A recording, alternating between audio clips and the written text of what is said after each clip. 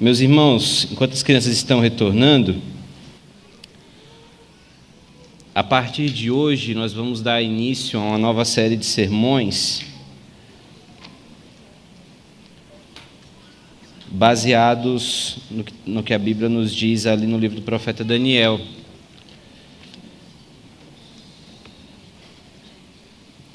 Possivelmente durante todo esse mês de abril nós vamos, exceto pelo dia da Páscoa, creio eu, nós vamos falar sobre cristãos em um mundo não cristão. Então eu convido você a abrir a sua Bíblia no livro de Daniel, no capítulo de número 1.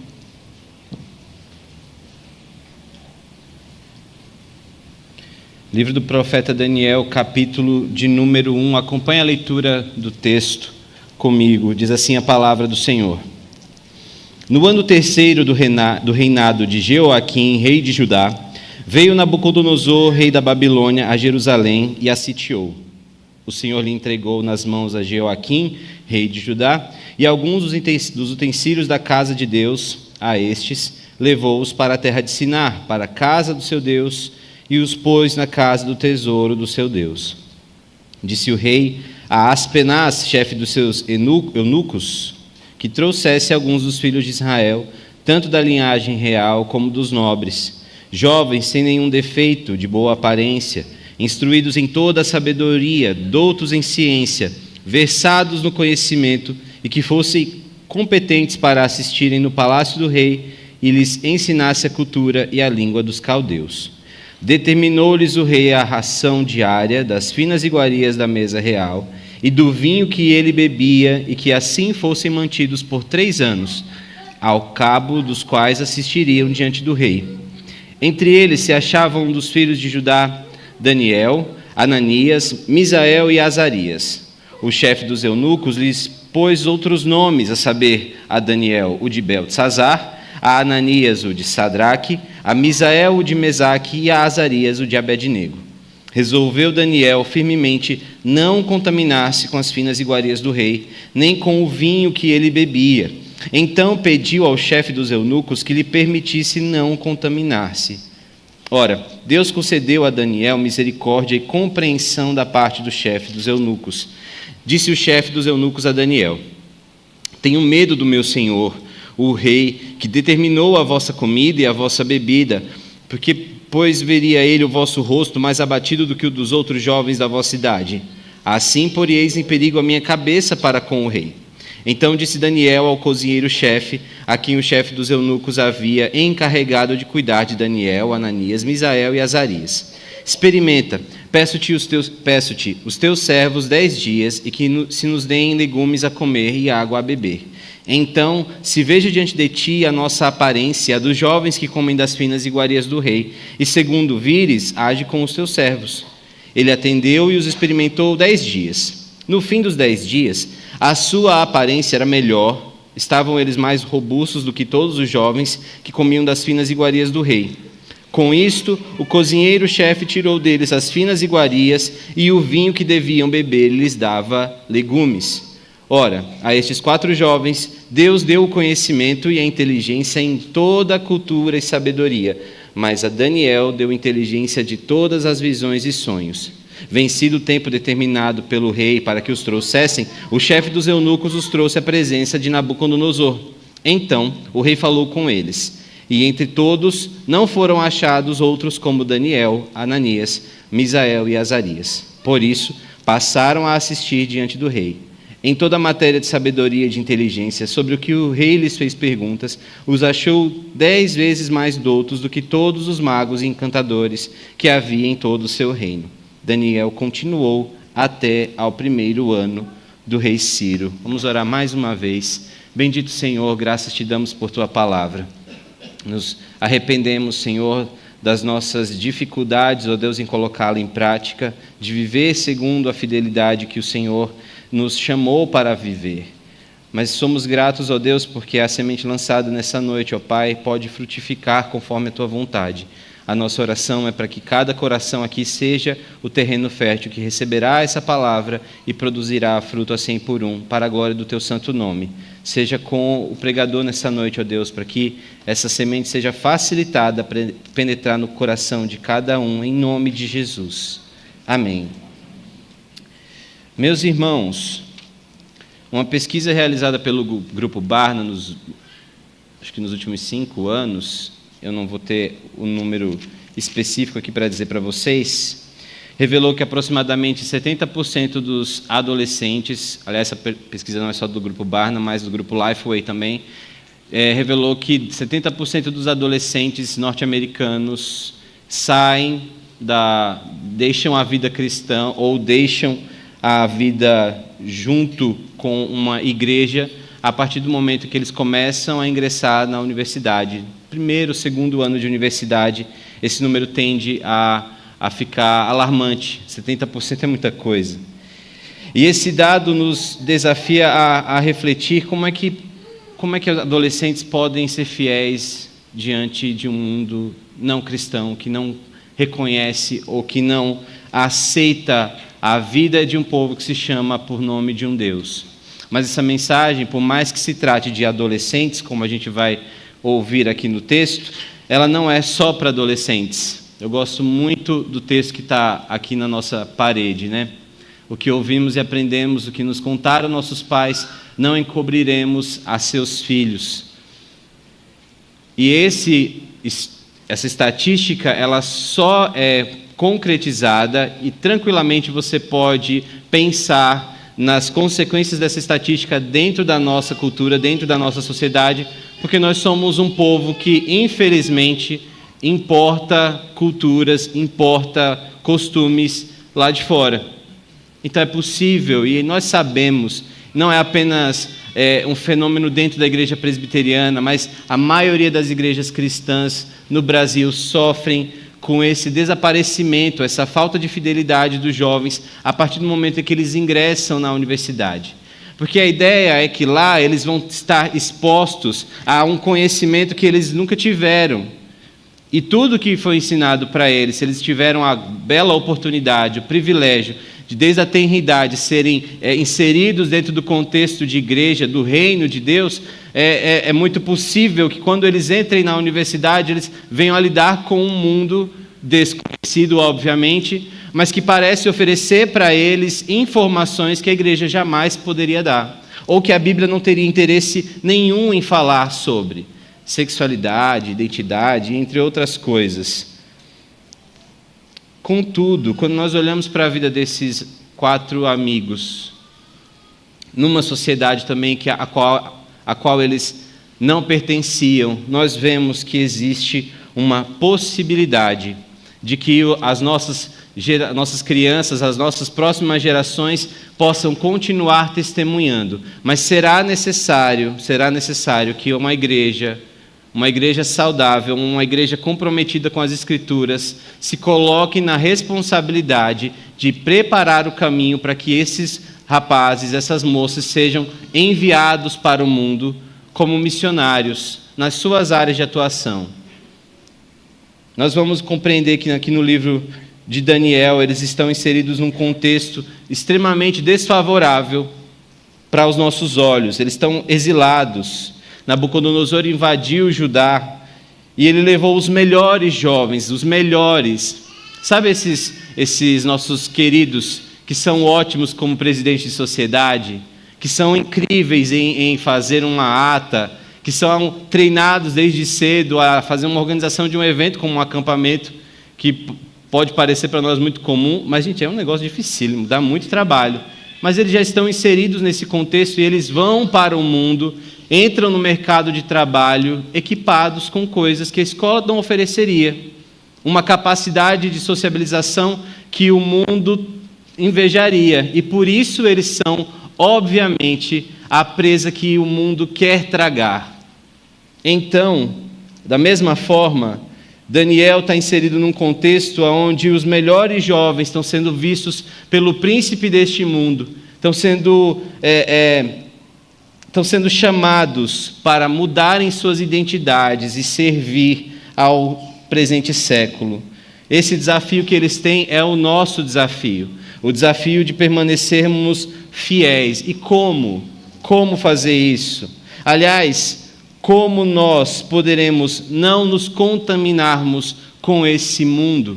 Nós vamos ver isso dentro do texto que nós lemos em 3 princípios. O primeiro princípio que eu quero elencar com os irmãos nessa noite é que para cada adolescente, e eu vou me dirigir muito a vocês, meus queridos amigos, vocês precisam reconhecer, e os adultos também que estão enviando, que estão preocupados com seus filhos, reconheçamos todos nós que o Senhor lhes entregou a esse mundo.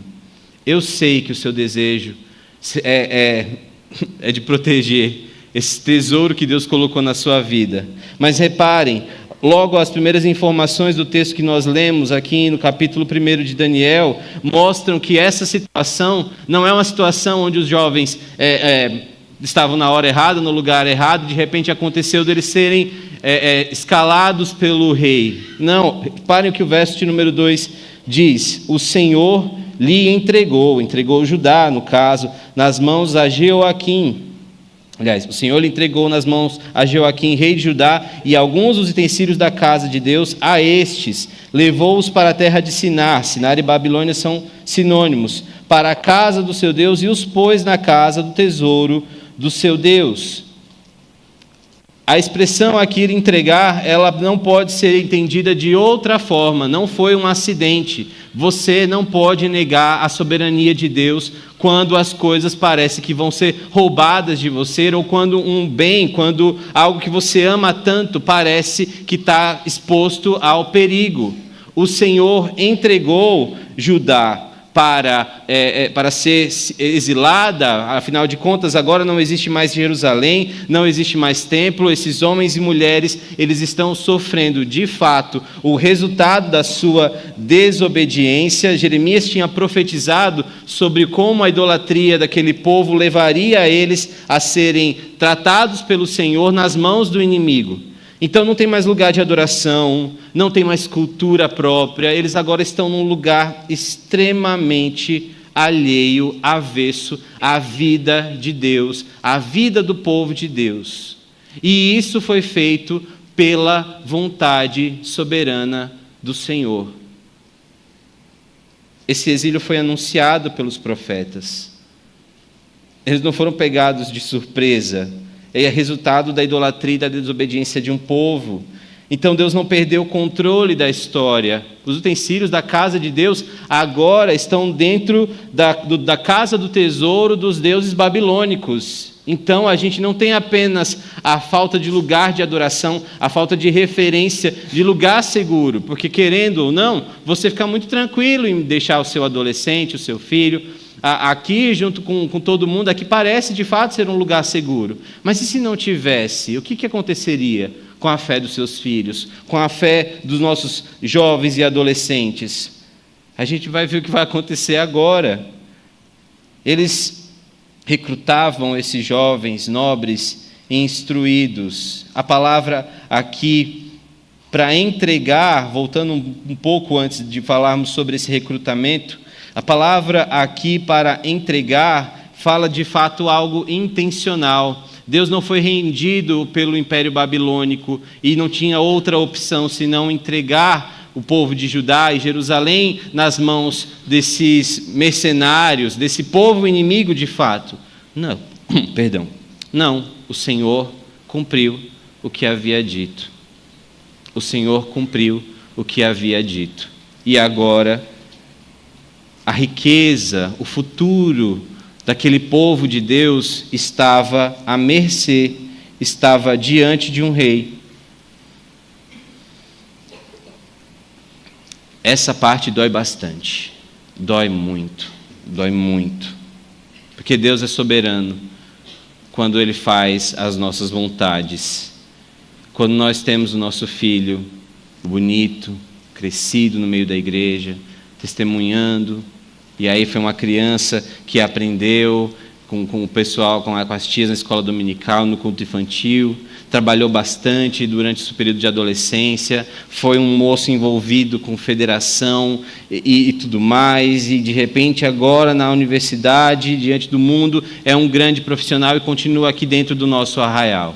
É fácil olhar a soberania de Deus quando tudo lhe vai bem, mas o povo do Senhor, desde sempre, desde Gênesis, eles são trabalhados a olhar para um Deus soberano quando tudo vai mal. Quando o filho conhece pessoas que vão se tornar amigos e que para nós de fato são más companhias. Quando o interesse pela igreja, o gosto de vir para a igreja é trocado por qualquer outra coisa, por qualquer outro entretenimento. Mas nós precisamos entender que esse é o cenário em que o Senhor nos colocou. Eu preciso sempre lembrar aos irmãos, porque é um exercício que eu faço pessoalmente. Nós somos muito privilegiados. Quando olhamos para as Escrituras, nós não temos apenas o exemplo errado de Judá, nós temos a revelação completa, e então nós sabemos o final da história. Mas aqueles jovens, eles não sabiam, e agora eles estavam experimentando o resultado da desobediência dos seus antepassados também. E então agora os babilônios recrutam esses jovens nobres e instruídos para servirem na corte do rei, como o verso 3 e 4 nos falam. E esse processo fazia parte de uma estratégia. Repara, o povo, os babilônios, eles invadiram, tomaram, sitiaram, ou seja, agora a cidade estava sob domínio deles, e eles poderiam dizimar aquela população, eles poderiam usar de muita tortura, de muito esforço físico para poder apenas ter a terra. Mas a maior guerra, a mais difícil e a que tem mais resultados positivos para quem ganha, é quando você conquista um povo e transforma nele, faz com que um povo sitiado passe a ser seu. Essa é a briga majoritária dentro da narrativa bíblica. Quando os deuses de fora se misturam com o povo de Deus e essa identidade começa a entrar em uma crise absoluta. E Nabucodonosor, esse maluco, ele sabia o que ele estava fazendo. E que não era tão interessante para ele apenas treinar soldados, por exemplo. Ele queria os melhores, ele queria os nobres, ele queria os que estavam sendo treinados na Torá, os que tinham toda a perspectiva profética, conheciam a revelação de Deus, aqueles que sabiam de cor e salteado quais eram as leis, como a cultura judaica ela se apresentava. Ele queria esses, os melhores. Os melhores. Talvez você esteja investindo muito na vida do seu filho para que ele seja o melhor lá fora. Mas tenha certeza que você não é o único interessado nisso. O mundo está interessado nos melhores. Everson, eu trabalho para que meu filho tenha uma boa faculdade. Eu quero trabalhar para que ele tenha uma ótima educação. Tá certo, Deus te abençoe nisso. Eu também quero isso para a Olívia. Mas esse mundo também quer. Esse mundo também quer. Está no recrutamento, no processo seletivo dos recursos humanos das empresas. Eles querem os melhores, eles querem os poliglotas, eles querem os treinados nas ciências da computação, eles querem aqueles que têm habilidades não apenas sociais, mas das redes sociais. Eles querem essas pessoas. Eu preciso fazer um voto de apreciação, uma assembleia, mas eu preciso fazer um agradecimento ao Senhor pela vida dos nossos adolescentes aqui da igreja. São rapazes e moças interessados. Vocês já viram o Instagram deles? Que maravilhoso.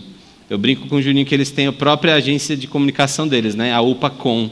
Eles têm habilidades e isso faz com que eles chamem mais pessoas, eles consigam entrar nas trends da internet e serem vistos, coisas que a gente tem muita dificuldade. Eles conseguem usar a comunicação da nossa época para falar da realidade deles. Eles estão aqui, eles estão nas sextas-feiras reunidos com as suas roupas, com as suas músicas, com as suas conversas, mas eles estão aqui e eles são ótimos, para a honra e glória do Senhor apenas. Eles são ótimos e o mundo está de olho neles. O mundo os quer.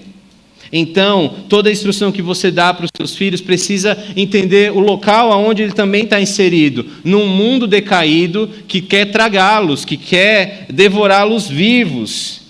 E é tão precioso para o mundo isso, que ele apenas não vai dizer assim, legal, gostei que você tem uma experiência com uma sociedade interna da sua igreja, vem aqui para nós e está tudo certo, a gente não vai mexer com você.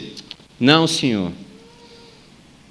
Repara, o processo de recrutamento da Babilônia tinha interesse de mudar quem eles eram, e a primeira coisa que eles fazem é alterar o nome desses jovens. Provavelmente eles tinham entre 14 e 17 anos, foram arrancados das suas terras, eram fortes, tinham capacidades invejáveis para aquele povo, e a primeira coisa que eles vão fazer é, vamos mudar o nome deles. Então,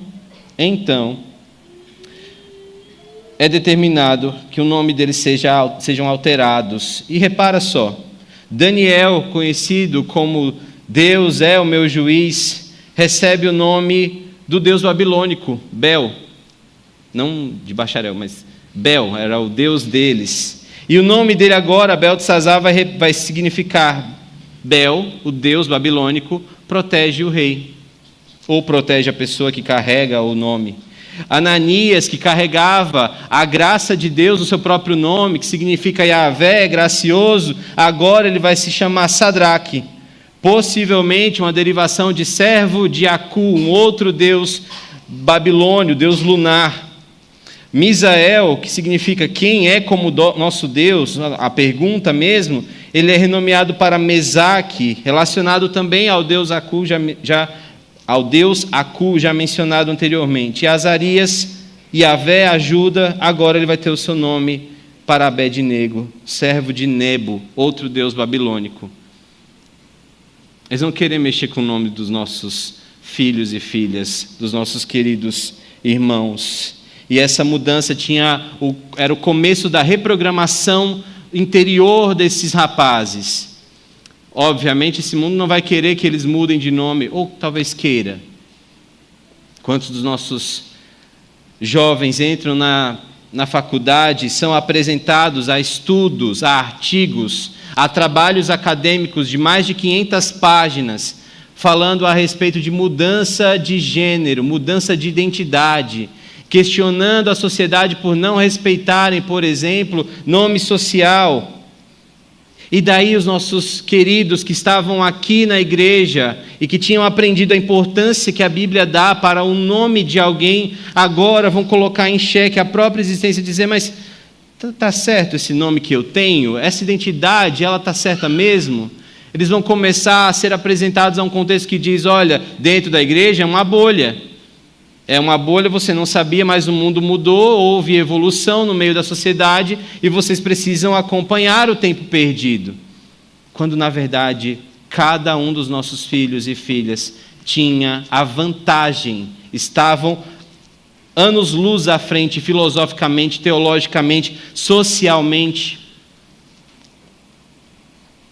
E está tudo certo. Eles vão mudar de nome na nossa narrativa aqui. Cristo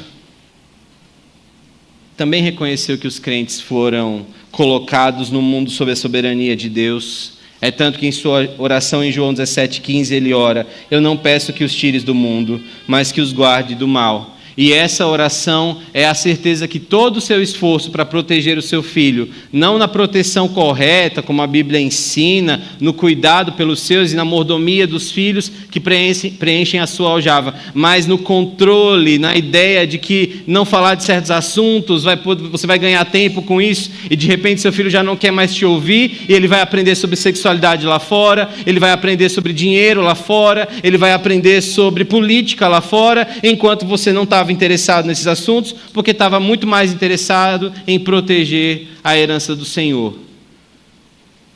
Cristo orou, eu não oro não peço que os tires do mundo, mas para que os livres do mal, os guardes do mal.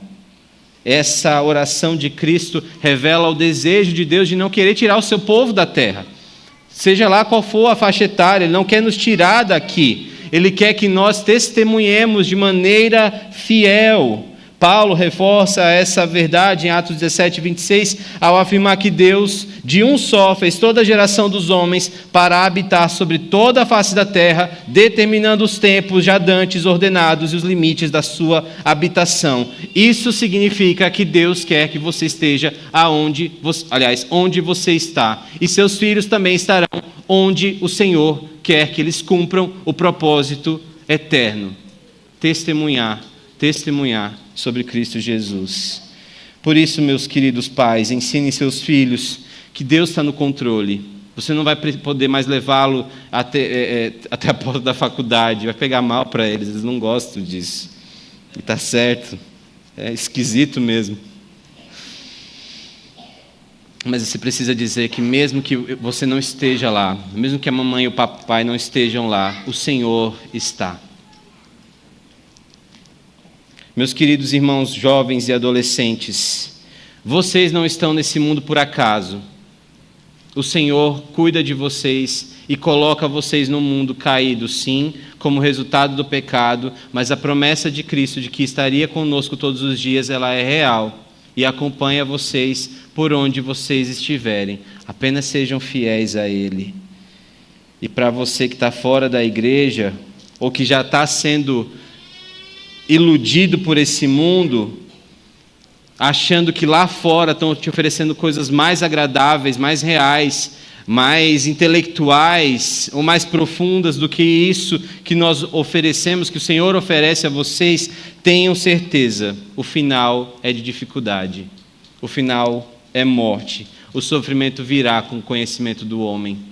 Porque o conhecimento do homem demasiadamente traz tristeza, mas o conhecimento do Senhor é delícia eterna, é deleite para a nossa alma e nos prepara para uma vida eterna de conhecer Cristo, conhecer a Cristo.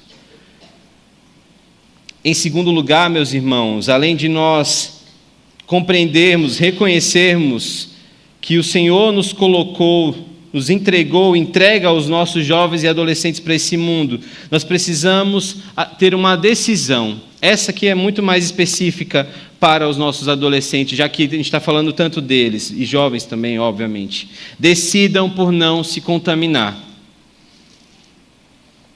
Veja que o verso de número 8 diz: resolveu Daniel firmemente não contaminar-se com as finas iguarias do rei. O verbo aqui de resolver, ele significa determinar, propor. Na verdade, é como se ele tivesse arrancado, pensem nessa ideia, como se nós tivéssemos a capacidade de colocar o nosso coração para fora e dar uma ordem e dizer assim: olha, a gente não vai se contaminar. Você não vai se contaminar. Vão aparecer iguarias muito finas, propostas muito boas, noitadas, vão aparecer baladas, vão aparecer propostas de emprego que você vai ter que matar o domingo do Senhor, vão aparecer muitas propostas, mas você não vai se dobrar por nada. Estamos de acordo com isso? Ok, põe de volta. A ideia de colocar dentro do coração com muita intensidade uma resolução. Para um jovem de 14, 17 anos, a gente pressupõe que Daniel era o mais velho entre eles, então vamos supor que ele tinha esses 17 anos, e ele está determinado em relação a isso. Mas como exigir que um adolescente de 17 anos tenha tanta determinação? Eu era agitado de um lado para o outro por qualquer evento de doutrina com 17 anos. Mas o que um adolescente consegue fazer? Ele consegue fazer se ele olhar para o autor e consumador da sua fé. Aliás, se nós olhamos para o que o salmista nos diz,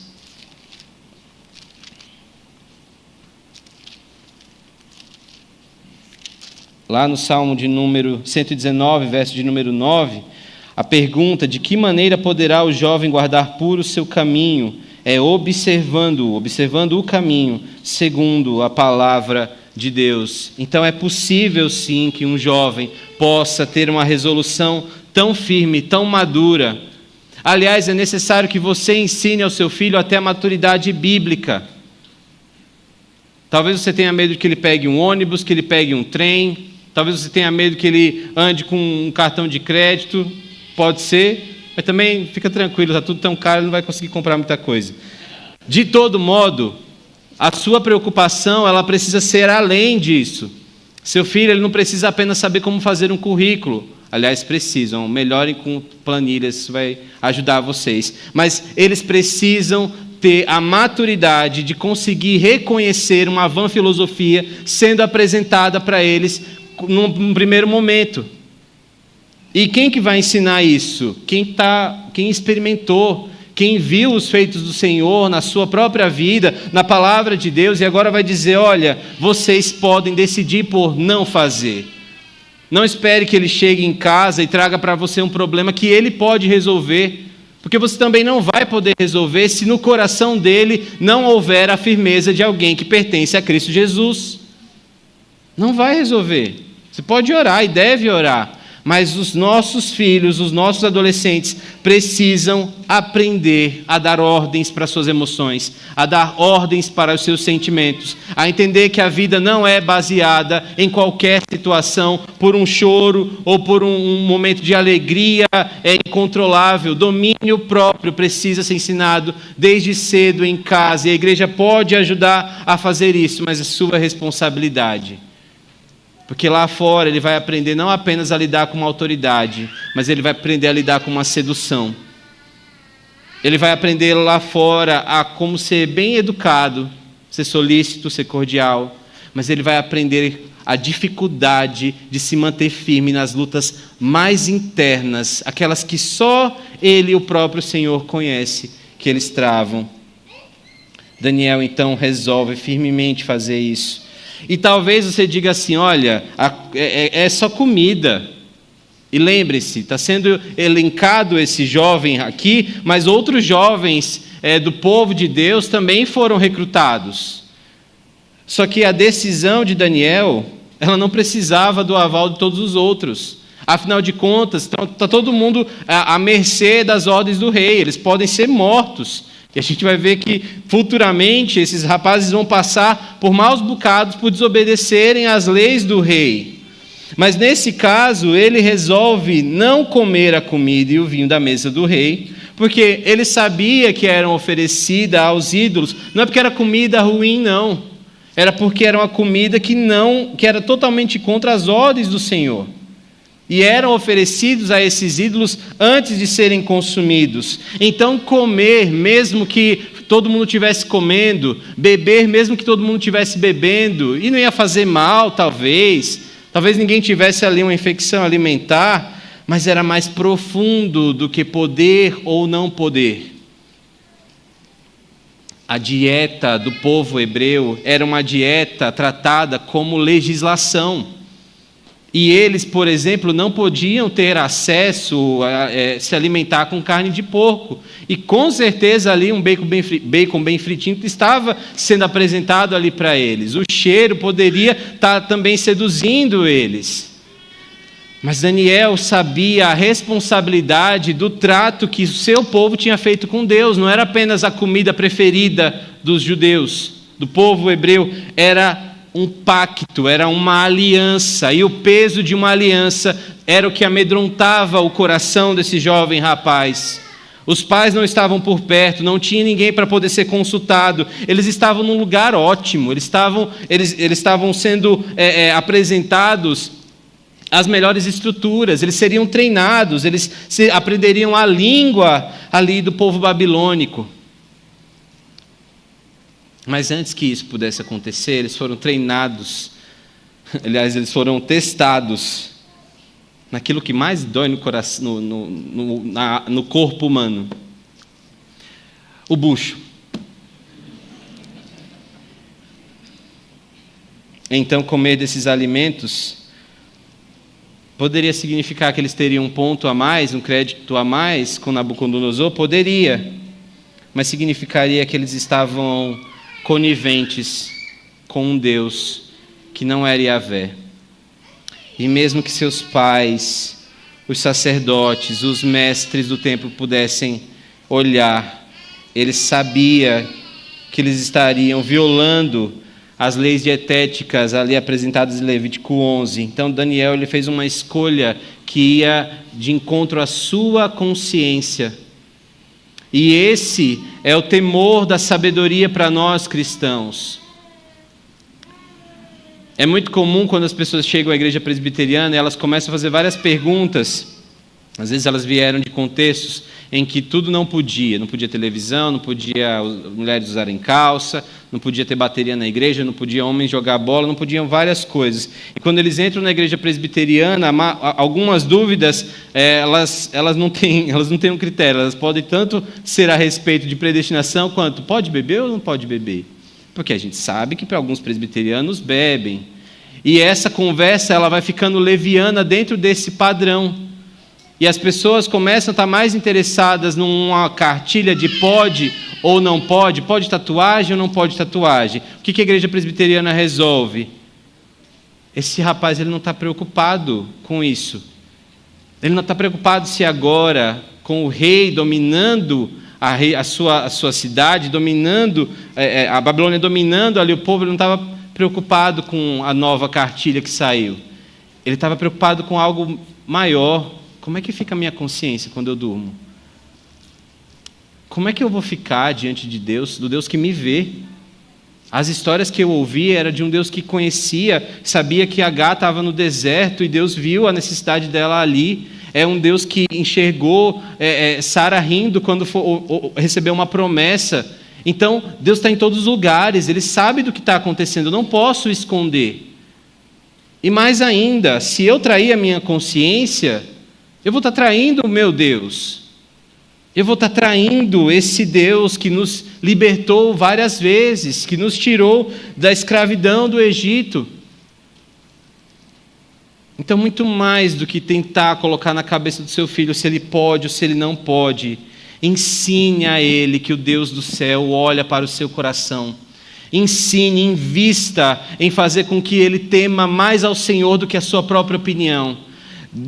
Coloque na cabeça dele, continue inculcando, ainda está dentro da sua casa. Você pode fazer isso, inculque na cabeça dele que esse Deus a qual nós servimos e cantamos e dizemos que nos rendemos aos seus pés, esse Deus sabe o que ele faz quando ele está sozinho, quando ela está sozinha. E isso é o que importa.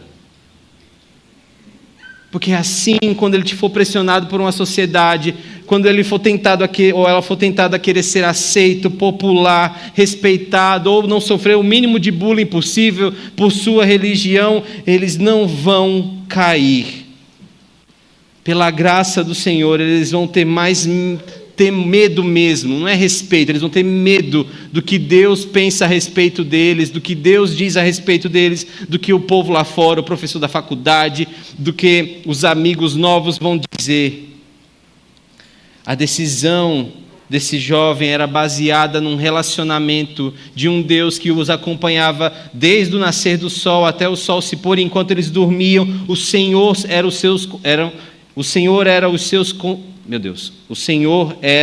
o seu conselheiro, como o salmista fala.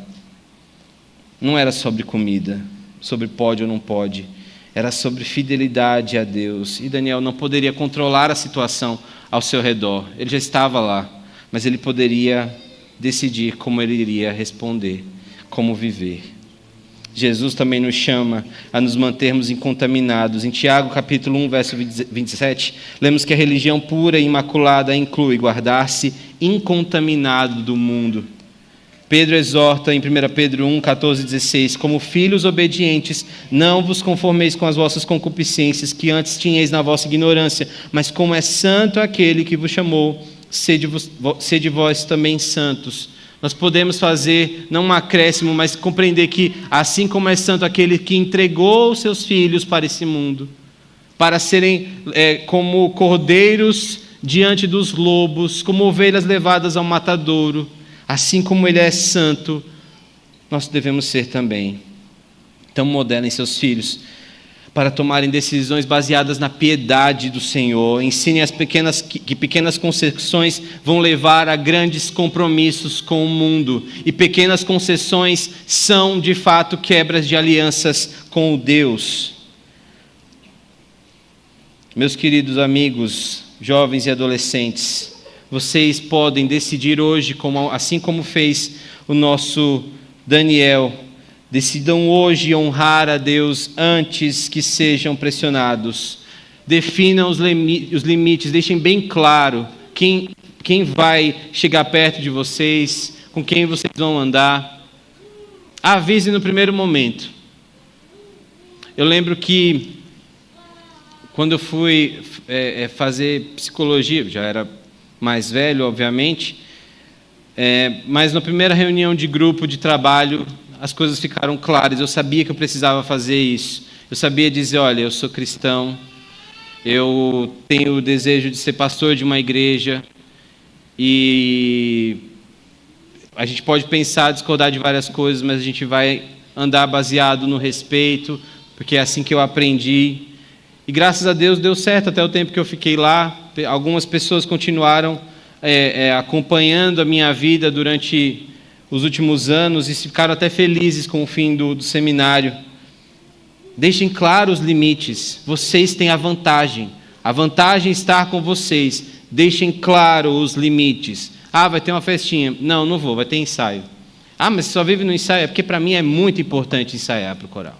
É muito importante ensaiar para o grupo de louvor da UMP, da UPA, seja lá onde vocês estiverem. Deixem claro para vocês que os compromissos que vocês têm hoje não são vendidos pela pressão da universidade ou por serem quistos pelo mundo lá fora. Finalizando, meus irmãos, em terceiro e último lugar, testemunhem do conhecimento de Deus. A partir do verso de número 15, reparem só na graça, porque Deus não apenas entregou esses rapazes a essa influência toda da Babilônia. O Senhor proveu para eles, a partir do verso de número 17, ora, a esses 4 jovens, Deus deu o conhecimento e a inteligência em toda a cultura e sabedoria, mas a Daniel deu inteligência de todas as visões e sonhos. Aqui a gente está falando de habilidade apenas, é o fato deles estarem na igreja e aprenderem coisas como mexer no som, mexer com a mídia ou coisas assim. Não, a gente está falando de algo sobrenatural, poderoso. O Senhor deu para esses rapazes, esses 4 aqui especificamente, um conhecimento e uma inteligência sobre toda a cultura e sabedoria.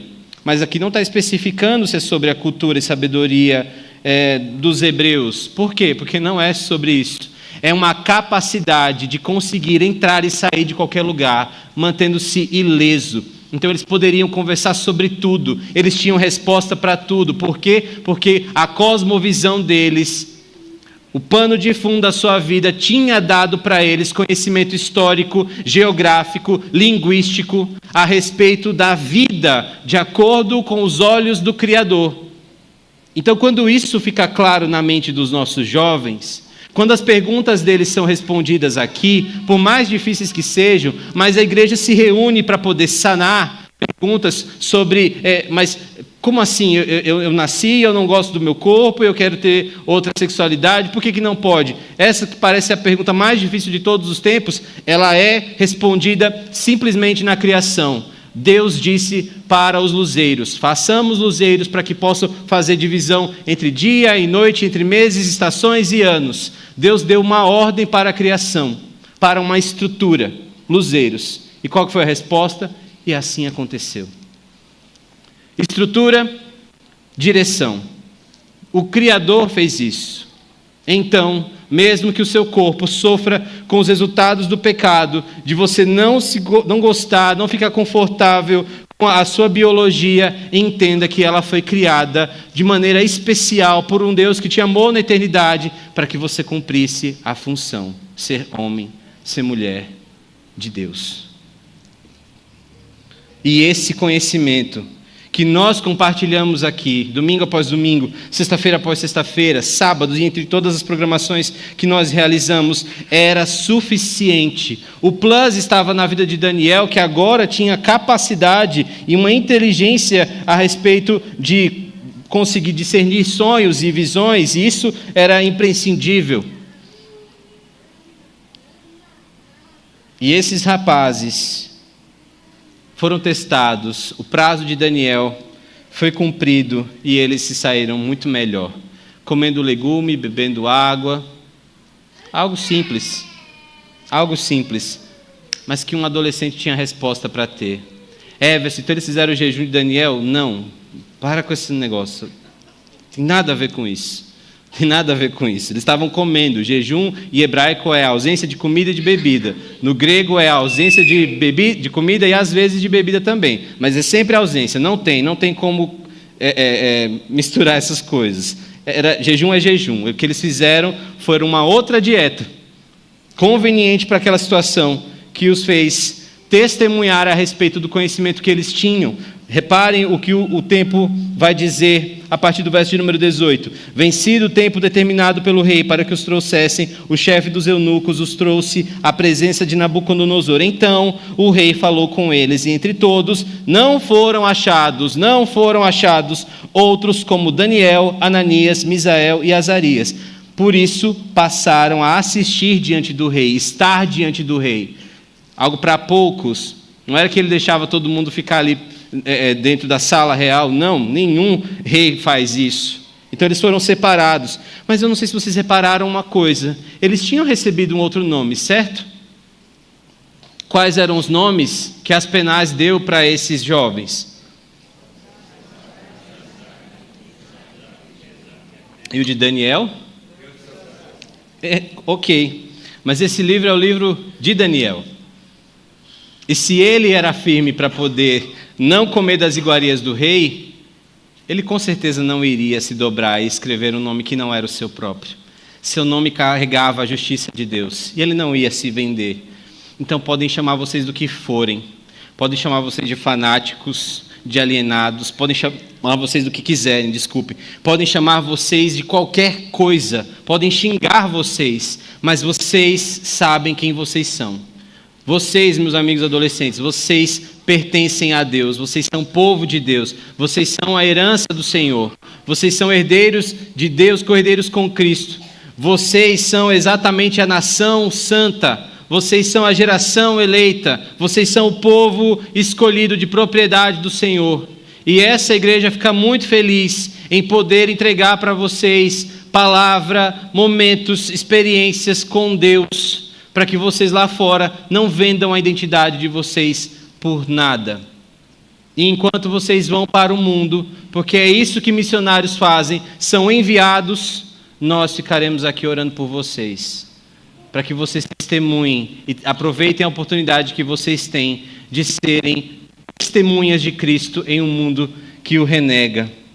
Em Colossenses 2, verso de número 3, Paulo nos ensina que em Cristo estão escondidos todos os tesouros da sabedoria e do conhecimento. Everson, se me fizerem uma pergunta difícil na faculdade, você vai saber responder, porque o Espírito Santo vai te guiar nisso. Everson, e se falarem qualquer coisa, e se ficar muito difícil, se ficar tenso, se ficar escuro demais, vocês são a luz do mundo. Mateus 5, 14 e 16. E a nossa sabedoria continuará apontando para o autor e consumador da nossa fé. Então, meus queridos pais, incentivem seus filhos a buscarem conhecimento com base na sabedoria de Deus. E para aqueles que até têm dificuldade com a ciência, hoje existem organizações que trabalham com cristianismo e ciência juntos. Pesquisem a Associação Brasileira de Cristãos na Ciência, ou ABC ao quadrado. Tem livros, tem material que fala de como entrar e como se portar em diversas áreas de pesquisa acadêmica, não apenas em áreas de humanas, mas de exatas, em biológicas. Vocês têm um arsenal de coisas para poderem não entrar na faculdade sem auxílio. E para você que já está cansado de ter que lidar com esse mundo,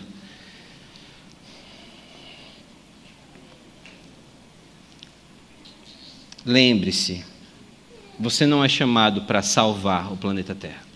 Você não é chamado para salvar toda a criação. Você não vai conseguir redimir todas as coisas. Mas você é chamado, isso é para todos nós, não apenas para os nossos adolescentes e jovens. Vocês, cada um de nós somos chamados para sermos fiéis. Que o Senhor nos ajude a olhar para a fidelidade de Cristo, a olhar para a fidelidade do Senhor, que inspira a vida de Daniel e dos seus amigos, para nos mantermos incontaminados deste mundo.